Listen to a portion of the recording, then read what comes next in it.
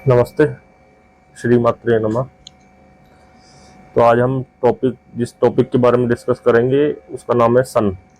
सूर्य क्या है और इसका एस्ट्रोलॉजी पे क्या इफेक्ट पड़ता है और हमारी लाइफ पे क्या इफेक्ट पड़ता है इसका। देखो, आपको एक चीज सबसे ज़्यादा नोट करनी पड़ेगी कि इस दुनिया में जो भी सबसे ज़्यादा एनर्जी जनरेट कर चुका है, इंसान हो चाहे वो जानवर हो या कोई भी हो, उसके पास लोग अपना आप खींचते हैं। आप देखो, सूर्य जो है पृथ्वी को चारों तरफ से, मतलब पृथ्वी जो है सूर्य का चक्कर लगाती है। सारे प्लेनेट भी मोस्टली सूर्य की ही डिस्टेंस में जोडियक साइन में घूम रहे होते हैं, क्योंकि सूर्य जो है एक पावर का सोर्स है। और पावरफुल जो भी इंसान होता है उसके आगे पीछे कोई ना कोई लोग घूम ही रहे होते हैं। आप देखो, पॉलिटिशियन पॉलिटिशियन के आगे पीछे कितने लोगों की भीड़ होती है। कोई भी फेमस पर्सन, क्योंकि नेम फेम भी सूर्य ही है। जिसका सूर्य मजबूत होगा वो चमकेगा व्यक्ति। उसके कॉलर्स जो है, कंधे बिल्कुल चौड़े होंगे, क्योंकि सूर्य जो है भुजाओं से देखा जाता है।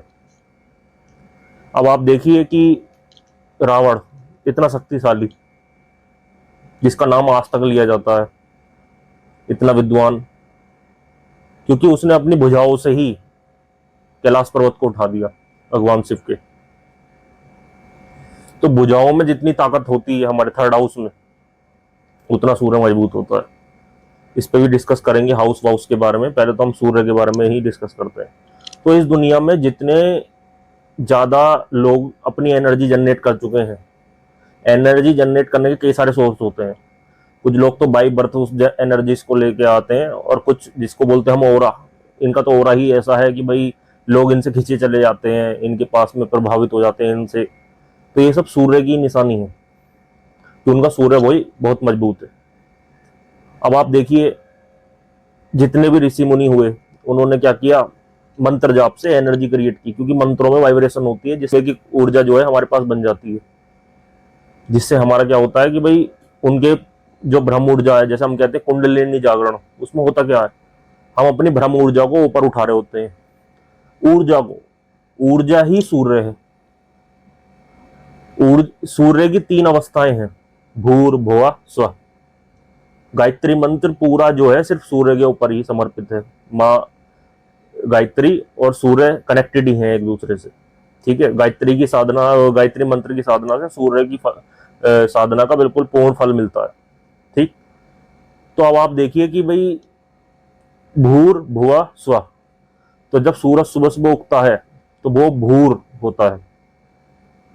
भवा कब हो जाता है, जब बिल्कुल मिड स्काई में हो जाता है, 10th हाउस में जब बोलते हैं कि बिल्कुल सिर के ऊपर हो जाएगा। और स्वाहा जब जो है वो अस्त होने वाला होगा। यही लाइफ में तीन स्टेज होती हैं। बच्चा होता है, फिर पुरुष होता है, फिर उसके बाद में वृद्ध हो जाता है।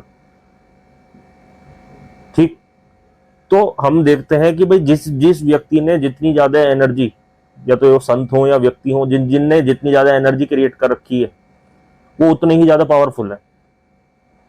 अब आप देखिए पॉलिटिशियंस को, वो इधर उधर भागते फिरते हैं। आप मतलब ये नहीं, ये सोचते तो हैं कि उनकी वो कितने लोगों से घिरे रहते हैं, लेकिन आप कभी ये सोचिए कि वो इतना सब कुछ मैनेज कैसे कर लेते हैं। इधर भाषण दिया फिर उधर भागे, फिर इधर भाषण दिया फिर उधर भागे, कितनी एनर्जी रहती है उसमें। जो भी सूर्य वाले व्यक्ति होते हैं वो एनर्जी एनर्जी होती है उनमें। वो इधर उधर भागते फिरते हैं, कोई काम करेंगे, कभी कुछ और कर देंगे, कभी कुछ और करेंगे, मतलब उनको शांति से बैठना पसंद नहीं है। भगवान सूर्य जो है हनुमान जी के गुरु रहे हैं। और उन्होंने जब बोला कि भाई मैं, जब हनुमान जी गए उनके पास और उन्होंने बोला कि भाई मुझे आपसे ज्ञान चाहिए, तो उन्होंने बोला मैं रुक नहीं सकता, क्योंकि सूर्य हूं मैं और मेरा रुकना काम नहीं है। तो मैं रथ पे मेरे घोड़े भागते रहेंगे और तुम मेरे साथ साथ ही ज्ञान देते रहो, चलते चलते ही। तो उन्होंने उसी तरीके से ज्ञान जो है उनसे प्राप्त किया, हनुमान जी ने, सूर्य से। तो सूर्य की साधना से सबसे पहले हमारे अंदर एनर्जी आती है। सूर्य की साधना से हमारे अंदर एनर्जी आती है। तो अगर हमारी कुंडली में सूर्य कमजोर है तो इसका मतलब हमारी बोन्स भी जो है ठीक नहीं है, हड्डियां। हमारे फादर के साथ हमारे रिलेशनशिप ठीक नहीं है, हमारे बॉस के साथ हमारे रिलेशनशिप ठीक नहीं है, गवर्नमेंट के साथ हमारे रिलेशनशिप ठीक नहीं है। ये सब चीजें हम देखते हैं। और साथ में हमारे हृदय, क्योंकि हृदय में जो है सूर्य का वास होता है, क्योंकि 5th हाउस से रिलेटेड है। तो ये सब चीजों में प्रॉब्लम आएगी अगर आपका सूर्य बैलेंस नहीं हुआ तो। अब प्रेमानंद महाराज जी देखिए आप, उन्होंने पहले वो बताते हैं अपना जीवन किस तरीके से काटा इतना इतना संघर्ष में, लेकिन उन्होंने मंत्र जाप करके, नाम जाप करके इतनी शक्ति क्रिएट कर ली आज के समय में कि सब लोग उनके पास में खींचे जा रहे हैं, क्योंकि वो अब ऊर्जा का स्रोत बन चुके हैं। जो लोग आ रहे हैं उनसे ऊर्जा प्राप्त कर रहे हैं। यही काम सूर्य का है। सूर्य सबको ऊर्जा देता है, आपको, हमको, पेड़ पौधों को, पूरी पृथ्वी को। जो ऊर्जा देगा, सिंपल सा नियम है, लोग उसके पास में खिंच के जाएंगे। कारण है प्रेमानंद महाराज जी, क्योंकि उन्होंने अब अपनी ऊर्जाओं को इतनी ज्यादा विकसित कर लिया है कि लोग उनके पास खिंच रहे हैं। आप देखते हैं कितनी भीड़ है उनके पास में। अगर आप भी अपनी ऊर्जाओं को बैलेंस कर करके ऊर्ध्वगामी करने लगे, सतचक्रों का भेदन करने लगे, वो खैर वो उसका विषय आएगा बाद में, हम इस पर भी बात करेंगे क्या है वो क्या नहीं है। लेकिन सिंपल सा लॉजिक ये है, जिसका सूर्य जितना बढ़िया उसका कॉन्फिडेंट लेवल उतना बढ़िया, पहले तो। दूसरा, उसका नेम फेम उतना बढ़िया, और वो व्यक्ति किसी से भी डरेगा नहीं, बिल्कुल सत्य की बात करेगा। सूर्य राजा है अपने आप में। जो 9 प्लैनेट्स हैं, अभी हम 9 के 9 प्लैनेट्स के ऊपर बात करेंगे कि अब इसमें सबसे पहले टॉप सूर्य से ही चालू होता है, क्योंकि सूर्य जो है राजा है। सूर्य के बाद ही आगे के प्लैनेट आएंगे। 1 नंबर भी सूर्य का ही है। तो आपको ये चीज महसूस करने की जरूरत है कि आपकी कुंडली में सूर्य जो है बैलेंस है या इनबैलेंस है। जब तक सूर्य बैलेंस नहीं होगा, अब ललिता सहस्त्र नाम में कहा गया, इच्छा शक्ति, ज्ञान शक्ति, क्रिया शक्ति स्वरूपनी माता को, कि इच्छा शक्ति, जो चीज हम सोचते हैं वो भी वह है। क्रिया शक्ति, जो हमें पहले ऊर्जा चाहिए किसी चीज के लिए, वह भी वह है। और ज्ञान शक्ति, वह भी वह है मां सरस्वती के रूप में। हम कुछ भी चीज पहले, अगर मान लीजिए हमें कोई एक एम्पायर खड़ा करना है, बहुत बड़ी बिजनेस बनाना है, मान लीजिए कोई प्रोडक्ट है, उसको हमने जो है रिसर्च डेवलपमेंट किया पहले, तो पहले हम क्या करते हैं कि पहले सोच रहे होते हैं कि भाई कौन सा प्रोडक्ट बना करके बेचें। तो पहले क्या हो गया, हमने मान लीजिए हमारे पास प्रोडक्ट भी है, सब कुछ हो चुका, फिर हमारी इच्छा आती है कि अब इसको बना करके बेचना चाहिए। तो सबसे पहले हमारे शरीर के अंदर इच्छा शक्ति जन्म लेती है। फिर आती है इच्छा शक्ति, ज्ञान शक्ति। फिर ज्ञान शक्ति का फिर हम रिसर्च करते हैं, डेवलपमेंट करते हैं, अपनी पूरी टीम बनाते हैं, देखते हैं, सैंपलिंग करते हैं कि भाई ये प्रोडक्ट हमारा कहाँ कहाँ बिकेगा, कहाँ कहाँ नहीं बिकेगा। इसी तरीके से हम FM में पढ़ते हैं, फाइनेंस मैनेजमेंट में। इसी तरीके से हम फिर आगे उसकी कॉस्टिंग करेंगे, और सारी जितनी भी चीज होगी रिसोर्स को यूज कर करके उसका जो है पूरा रिसर्च करके कि भाई हमारा ये प्रोडक्ट कितना बिकेगा, कितनी हमें वर्किंग कैपिटल की रिक्वायरमेंट है, और सब चीजें मैनेज कर करके तब हम अपना एक एस्टिमेशन निकालते हैं कि हाँ भाई अब ये जो है प्रोडक्ट बढ़िया तरीके से चलेगा। कितनी उसके लिए कैपिटल चाहिए, कितनी उसके लिए बोरोइंग चाहिए, कितनी फैक्ट्री चाहिए, प्लांट में जो है कैपिटल बजटिंग, ये सारी चीजें जो है सब कुछ कर कर आ करके, ये सब जितनी भी हैं वो सब क्या चल रही है इस समय, यहाँ पर चल रही है एनालिसिस। फिर तीसरी आएगी क्रिया शक्ति। अब हमने सोच तो लिया कि भाई हम ये प्रोडक्ट लॉन्च कर देंगे, हमें पता भी है हाँ भाई भैया बढ़िया बिक जाएगा, 2-4 दिनों से सैंपल भी करवा लिया, लेकिन अब कंपनी बनाने के लिए लिस्टिंग कराना, ये सब चीजें करना, क्या वो एक्शन किया? क्या उस प्रोडक्ट को बनाने के लिए पूरी फैक्ट्री, प्लांट, लेआउट सब कुछ बना करके फिक्स किया? तो जो वो क्रिया शक्ति है, कई बार हमारे मन में विचार आते हैं, आपके भी मन में विचार आते हैं, मेरे भी मन में विचार आते हैं, और सभी के मन में विचार आते हैं कि हम ये काम कर लेते हैं। और विचार तो हमेशा उठते ही रहते हैं, आज मैं ये काम कर लूं, कल वो कर लूं, कल ये कर लूं, कल क्या वो कर लूं। मान लीजिए थोड़ा बहुत हमें ज्ञान मिल जाता है इस बारे में कि चलो ठीक है कर लेते हैं। कितने लोग हैं जो सोचते होंगे यूट्यूब पे हम वीडियो बना लेते हैं, लेकिन क्रिया शक्ति की कमी। क्रिया शक्ति क्या है कि भाई उस काम को करो, तो एफर्ट तो डालो।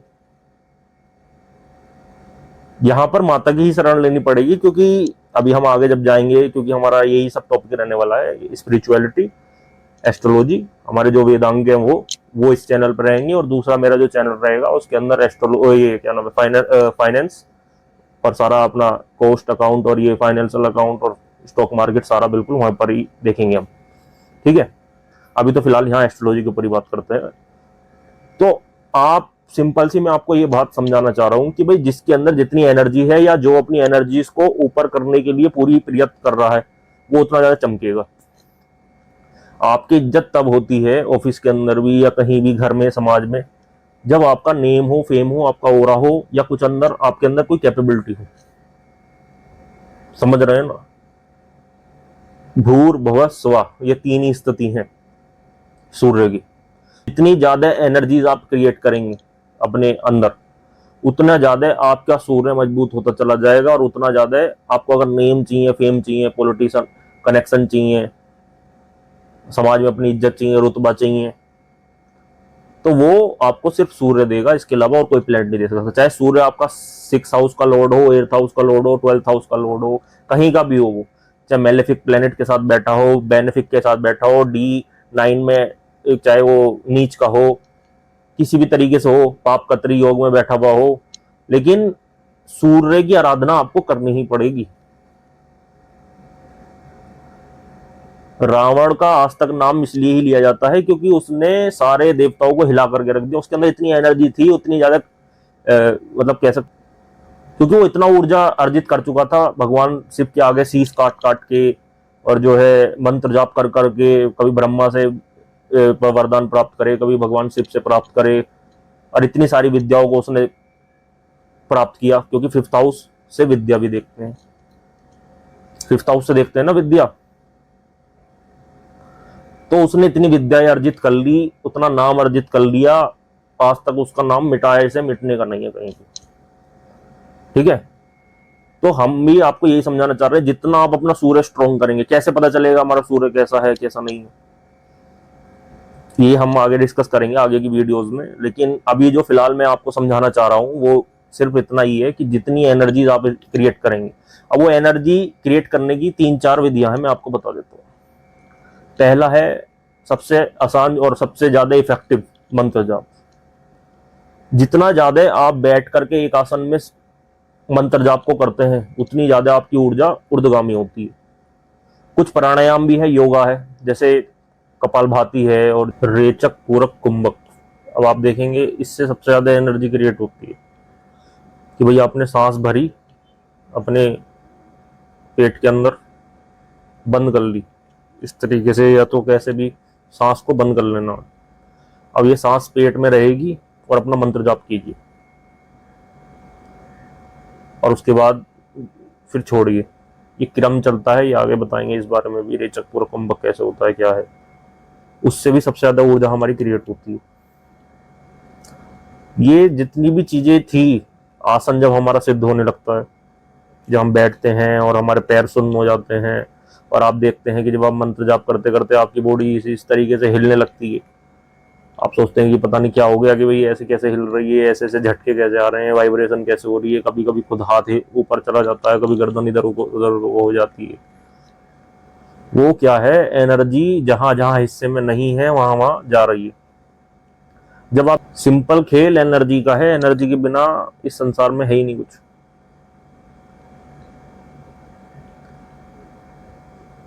तो ये बात सबसे ज्यादा समझने की, एनर्जी के बिना बोलना भी बस की नहीं है, एनर्जी के बिना खाना भी बस की नहीं है। जब आप बहुत ज्यादा बीमार हो जाते हैं, या कोई आदमी वेंटिलेटर पर लेटा हो, क्या बस की उसके कुछ खाएगा, पिएगा, उठेगा, चलेगा? उसमें तो कोई शक्ति ही नहीं है। तो ऊर्जा को बढ़ाना जो हमें करना चाहिए, उसी के लिए यज्ञ है, उसी के लिए तर्पण, मार्जन, हवन, उसी के लिए जो है मंत्र जाप, सब चीज उसी के लिए चल रही है, सिर्फ शक्तियों को उठाने के लिए। अब चाहे उन्हें सिद्धियों के तरीके से कह लो या फिर कुछ भी कह लो, लेकिन वो सारे काम आप जो भी कर रहे हैं वो सिर्फ और सिर्फ अपनी ऊर्जा को बढ़ाने के लिए कर रहे हैं। कुंडलिनी जागरण के लिए कोई कह देगा, कोई कह देगा। हम भगवान को प्राप्त कर लें, साक्षात्कार। साक्षात्कार वैसे बहुत मुश्किल टॉपिक है, ये तो बहुत दुर्लभ भी है। क्या आप ऐसे ही देख लेंगे क्या भगवान को? मतलब धूम्र लोचन का वध पता है माँ ने कैसे किया था? बस अपने एक हुंकार से ही उसको भस्म कर दिया था। जो पराम्बा शक्ति में उतनी ताकत है, जो अपनी सिर्फ हुंकार से ही किस, मतलब दैत्यों का भस्म कर देती हैं, जो दैत्यों को, क्या हम उनसे ऐसे ही मिल लेंगे क्या अपनी आंखों की दृष्टि से, और हमारे अंदर कोई ऊर्जा नहीं है? हम तो सूर्य के आगे भी नहीं खड़े हो सकते। सुहा, भूर भुवा सुहा, भुवा वाली स्थिति में जब सूर्य तपती धूप ऊपर पड़े, और वो तो अनेक कोटि ब्रह्मांड को जन्म देने वाली हैं, जैसे कि ललिता सहस्त्र नाम में भी कहा गया है, अनेक कोटि ब्रह्मांड जननी।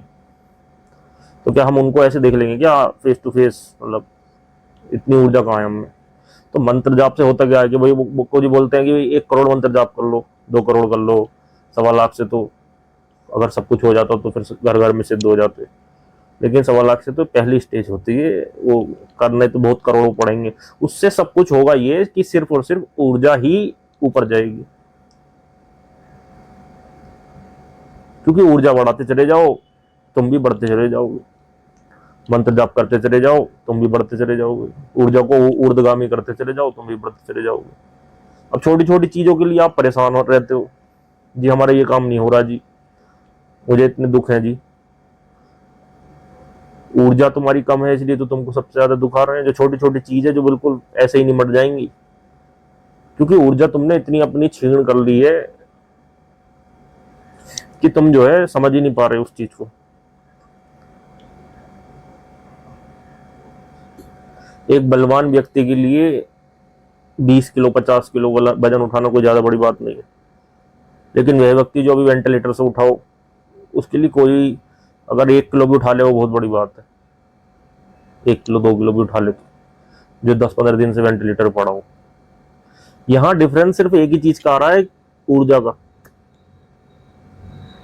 सिर्फ और सिर्फ एनर्जी का डिफरेंस आ रहा है यहाँ पर। तो सबसे पहले सूर्य को नमस्कार करके ही आगे चीजें चलाई जाती हैं।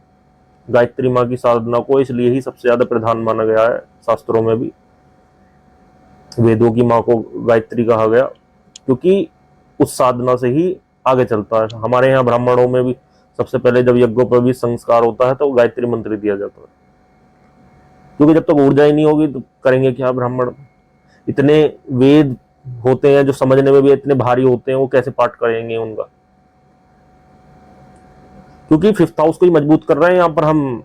मैंने बताया ना, एजुकेशन भी 5th हाउस है। तो जब वेद इतने कैड़े कैड़े हैं जो समझ में नहीं आते, जब तक हम अपनी ऊर्जा को खुद बढ़ा करके थोड़ी सी उनसे प्रणाम करके वेदों से, और जब उनको पढ़ेंगे ही नहीं और वो समझने वाली स्थिति नहीं रखेंगे तो समझ में कैसे आएंगे? इसलिए तो कहते हैं ब्रह्म मुहूर्त में उठो और तब जाकर के वेद पढ़ो। क्या है ब्रह्म मुहूर्त में? ऊर्जा ही ऊर्जा है, सबसे ज्यादा एनर्जी ब्रह्म मुहूर्त में। 3 बजे 4 बजे 5 बजे सूर्य उगने से 90 मिनट पहले, ठीक है। लेकिन मंत्र जाप इसमें सबसे पर्याप्त है। अगर आप गायत्री माँ की साधना करें, ओम भूर्भुवः स्वः वाली जो मंत्र है हमारा पूरा, उसी तरीके से अगर हम उसका पुरुष चरण करें, 24 लाख से एक पुरुष चरण होता है वैसे तो उसका, लेकिन अगर 1 लाख मंत्र जप भी कर लें या 1.25 लाख मंत्र जप कर लें, तो सूर्य की जो ऊर्जा है वो बैलेंस होने लगेगी। सुबह उठ करके रोज सूर्य को जल देने लगे, उससे क्या होगा कि भाई जब हम जल देते हैं तो सारी जितनी भी ये कलर्स हैं हमारे ओरे के अंदर, जितने कलर्स होते हैं, अगर आप अभी मैं आपको पिक्चर भी दिखाऊंगा, ओरा के कलर होते हैं लाल, पीला, ऑरेंज, गोल्डन। तो ये जो सारी ऊर्जा, ये जो सारे रंग हैं वो सूर्य के अंदर विद्वान हैं, सूर्य के अंदर पहले से ही हैं। जब हम जल देते हैं तो उसमें क्या होता है कि जब हम जल दे रहे होते हैं सूर्य को, तो जब हम सूर्य को देख करके जल दे रहे होते हैं और मंत्र भी चैंट कर रहे होते हैं, तो जो सूर्य की किरणें आती हैं वो सारी साथ के साथ रिफ्लेक्ट करके हमारी बॉडी पे पड़ रही होती है।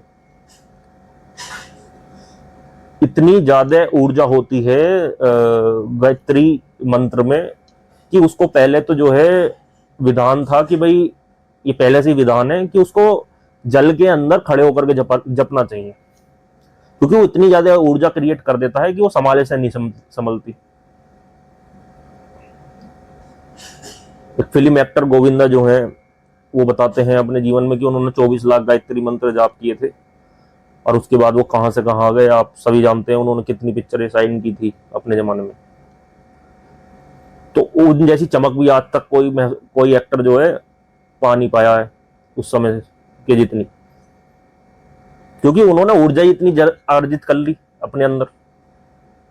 सारा खेल ऊर्जा का ही है। आपके आसपास में आप कितनी ऊर्जा बनाते हैं, कैसे क्रिएट करते हैं, किस तरीके से संभाल के रखते हैं, वो सबसे ज्यादा इंपॉर्टेंट है। इस टॉपिक पे बिल्कुल आगे बहुत ज्यादा डिस्कस करेंगे हम। अभी तो फिलहाल के लिए मैं इतना ही बताना चाह रहा हूँ, अपनी ऊर्जाएं बढ़ाइए, ऊर्जा को कम खर्च कीजिए। जितना बड़ा आप गोल चाहते हैं उतनी ऊर्जा भी लगती है उस चीज में।